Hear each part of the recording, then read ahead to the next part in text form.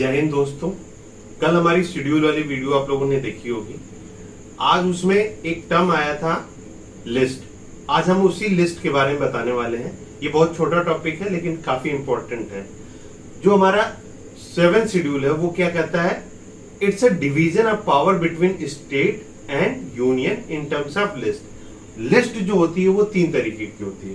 पहला है हमारा यूनियन लिस्ट, दूसरा है हमारा स्टेट लिस्ट, तीसरा है हमारा कॉन्करेंट लिस्ट। आइए एक एक करके समझते हैं। यूनियन लिस्ट में हमारे नेशनल इंटरेस्ट वाले जितनी भी चीजें हैं, सब्जेक्ट, वो सारे आते हैं। यूनियन लिस्ट में टोटल 100 सब्जेक्ट है और जो भी नेशनल इंटरेस्ट वाले सब्जेक्ट है वो इसमें इंक्लूड किए जाते हैं।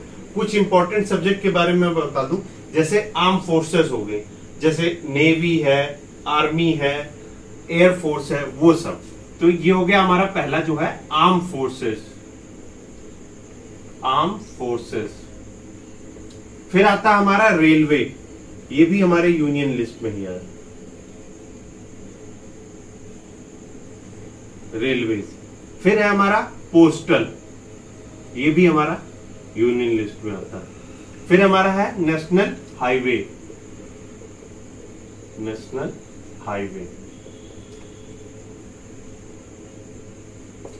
नेक्स्ट है हमारा सिटीजनशिप।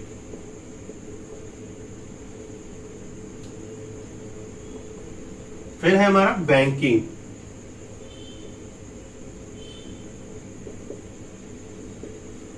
फिर है हमारा इंश्योरेंस।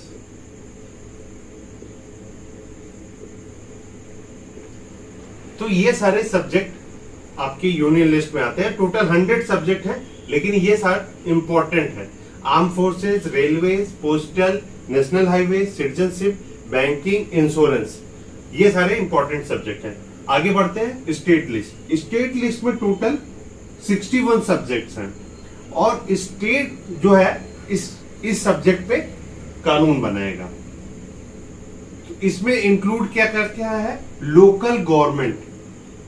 Local government. फिर है पुलिस। फिर है पब्लिक ऑर्डर। फिर है हमारा इसमें फिशरीज।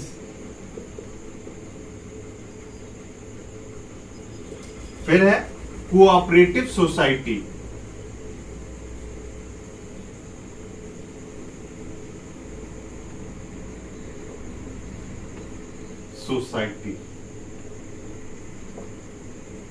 ये इंपॉर्टेंट जो भी सब्जेक्ट है स्टेट लिस्ट में आते हैं।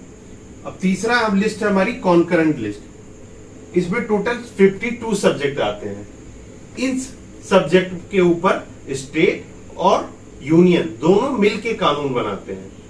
अगर किसी सब्जेक्ट के ऊपर कानून बनाने में कुछ विवाद होता है स्टेट और सेंटर के बीच में, तो सेंटर का जो लॉ होगा वो ज्यादा प्रिवेल करेगा इन कंपैरिजन टू स्टेट वाला। तो इसमें कॉन्करेंट लिस्ट में टोटल 52 सब्जेक्ट आते हैं। तो कुछ इंपॉर्टेंट जो सब्जेक्ट हैं कॉन्करेंट लिस्ट के वो देख लेते हैं। इसमें सबसे पहले आता है फॉरेस्ट, मैरिज एंड डाइवोर्स। ये भी ध्यान रखिएगा, मैरिज एंड डाइवोर्स आपके कॉन्करेंट लिस्ट में ही आता है। Population control and family planning. Population control and family planning.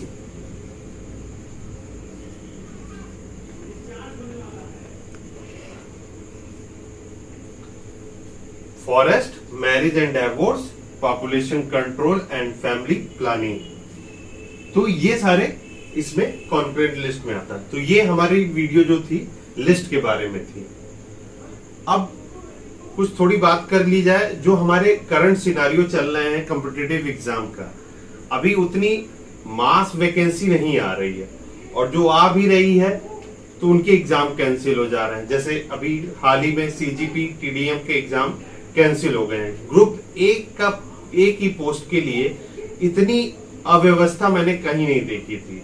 खैर उन्होंने उसको कैंसिल कर दिया है, री एग्जाम की शेड्यूल जब आएगी तो आपको डेट पता लग जाएगी। लेकिन इन सब चीजों के चक्करों में आपको निराश नहीं होना है। आपकी जो प्रिपरेशन चल रही है उसको कंटिन्यू रखिए।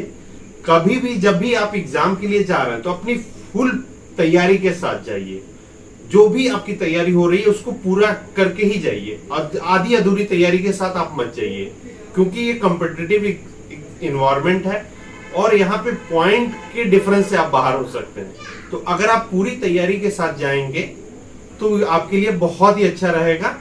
और ज्यादा से ज्यादा क्वेश्चनों की प्रैक्टिस करिए, टेस्ट सीरीज की प्रैक्टिस करिए। टेस्ट सीरीज बहुत ज्यादा इंपॉर्टेंट रोल प्ले करेगी।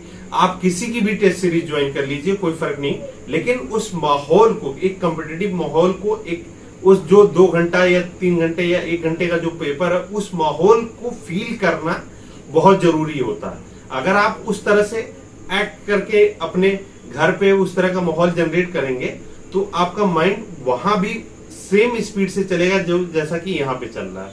तो आप अपनी तैयारी को कंटिन्यू रखिए, ब्रेक बिल्कुल भी मत करिए और पूरी लगन और पूरी मेहनत के साथ पूरे सब्जेक्ट को कवर करते रहिए। ये नहीं कि सेमेस्टर एग्जाम है या कोई वो इस यूनिवर्सिटी का एग्जाम है कि 2 टॉपिक छोड़ के चले जाएंगे तो कोई कुछ नहीं होगा, नहीं, उससे बहुत फर्क पड़ेगा।